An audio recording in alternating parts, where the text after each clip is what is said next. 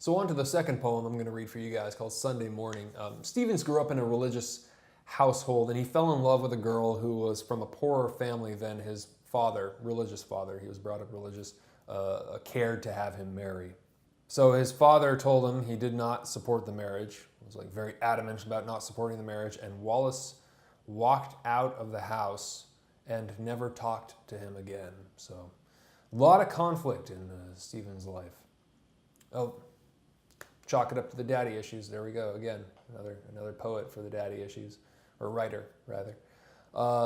So he also struggled with the idea of God, and I'm not sure if you call him an atheist or what, but he was kind of against the whole. I'm sure he was having issues with the whole Christian dogma, and was kind of trying to, from what it sounds like, from what I've read, put poetry in the place of God. So kind of like raise poetry to this, poetry and art maybe, to this divine level, place that in the Nietzschean vacuum that's opened up by the death of God, because Stevens couldn't seem to find him, certainly.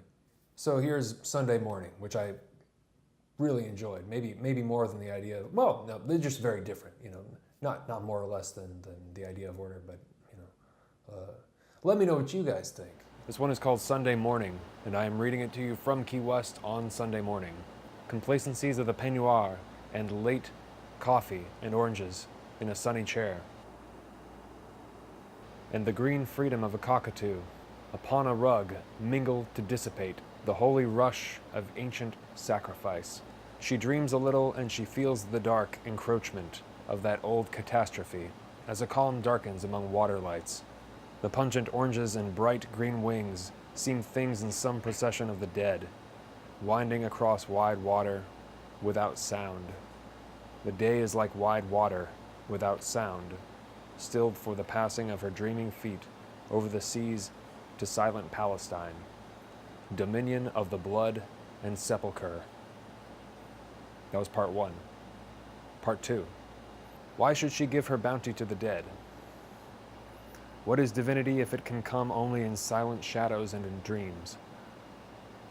Shall she not find comforts of the sun in pungent fruit and bright green wings, or else in any balm or beauty of the earth, things to be cherished like the thought of heaven?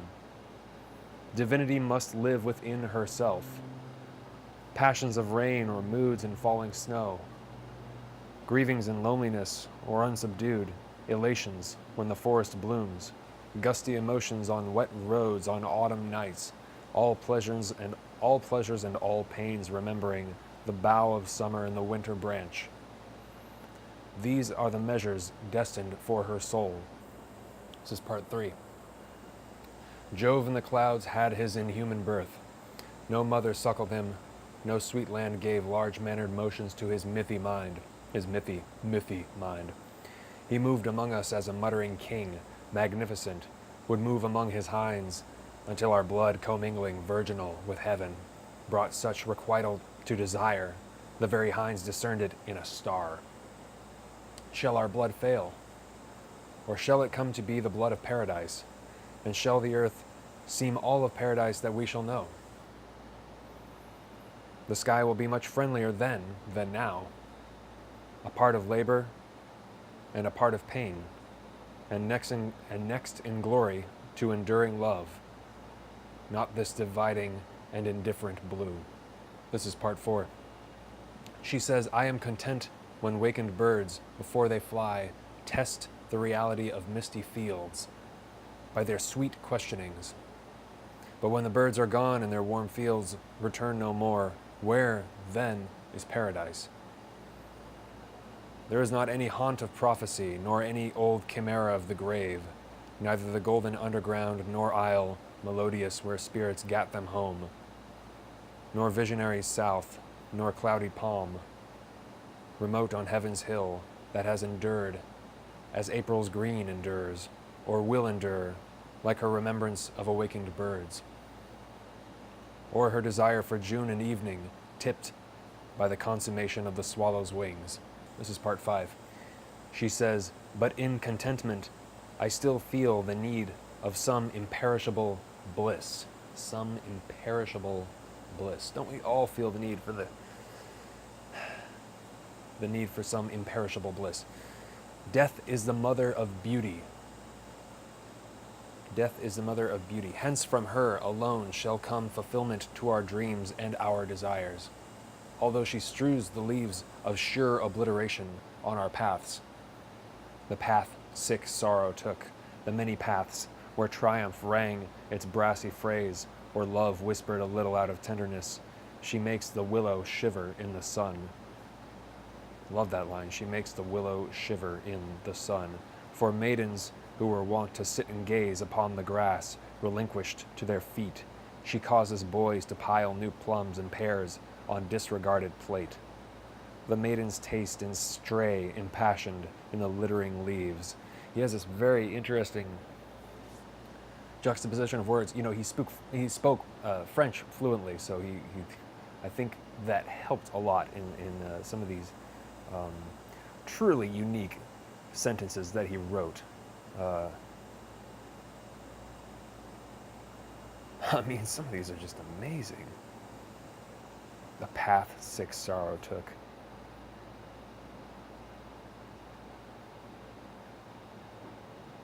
Yeah. Wow.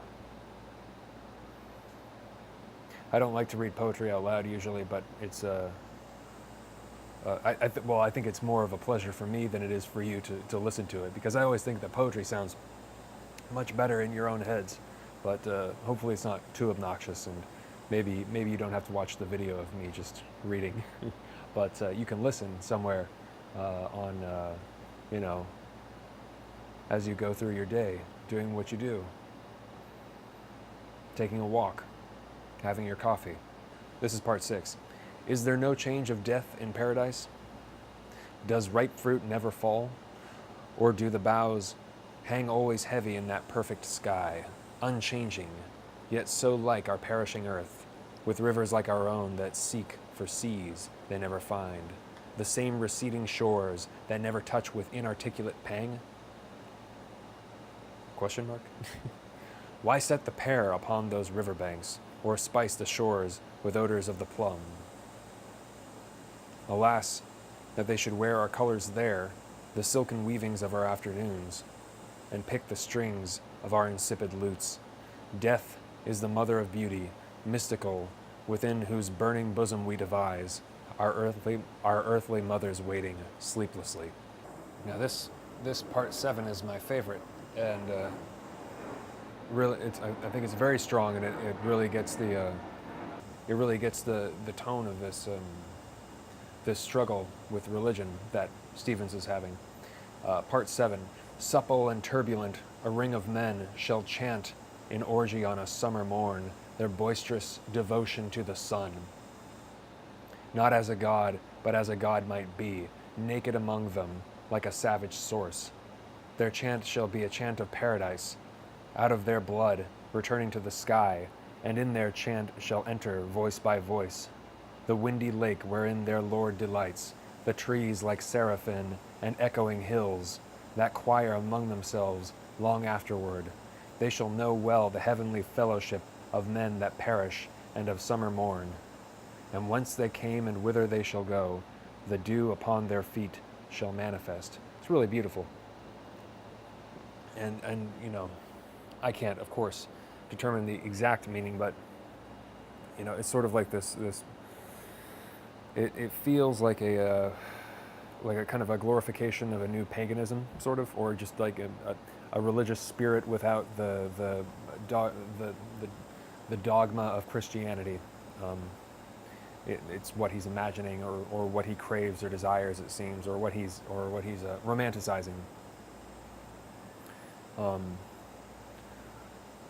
Wallace was pretty disillusioned with Christianity and the idea of God, kind of in the Nietzschean. Like for him, it was sort of like, okay, Nietzsche says God is dead and there's the vacuum, and so poetry fills that void for Wallace, or at least he tries to put poetry there. And I think this is a great example of that. At least that's what I've read, or what I've gathered from what I've read, what I've inferred. I'm certainly not an expert, but let's finish off here. Part 8. She hears upon that water without sound a voice that cries, "The tomb in Palestine is not the porch of spirits lingering. It is the grave of Jesus, where he lay. We live in an old chaos of the sun." We live in an old chaos of the sun. That is beautiful. And that goes right back to the whole solar energy from Bataille. And then Nick Land, the philosopher, he once said that, he once wrote in Thirst for Annihilation, and this is a complete tangent from this, but I always, we live in an old chaos of the sun. So in Thirst for Annihilation by Nick Land, which was all about Georges Bataille, he wrote that it's like a little blue, I'm paraphrasing, but it was like a little blue dot in the middle of the abyss was struck by a unilateral ray of solar light, and that's basically, that's responsible for everything we know as like consciousness and reality. And I thought, that made me lay my head on the desk for a few minutes and just kind of think about that. That's exactly where that line took me to. Complete and total tangent. Let's start again, shall we? She hears upon that water without sound a voice that cries, "The tomb in Palestine is not the porch of spirits lingering. It is the grave of Jesus, where he lay. We live in an old chaos of the sun, or old dependency of day and night, or island solitude, unsponsored, free of that wide water, inescapable. Deer walk upon our mountains, and the quail whistle about us in their spontaneous cries. Sweet berries ripen in the wilderness, and in the isolation of the sky at evening, casual flocks of pigeons make ambiguous undulations as they sink downward to darkness on extended wings." What a poem. Wallace Stevens, everybody. Sunday morning. Sunday morning. Oh, God. Hopefully I'm all, yep, I guess I'm still all right. Hopefully we're fine on that end. How unprofessional. God, it's fucking hot out here.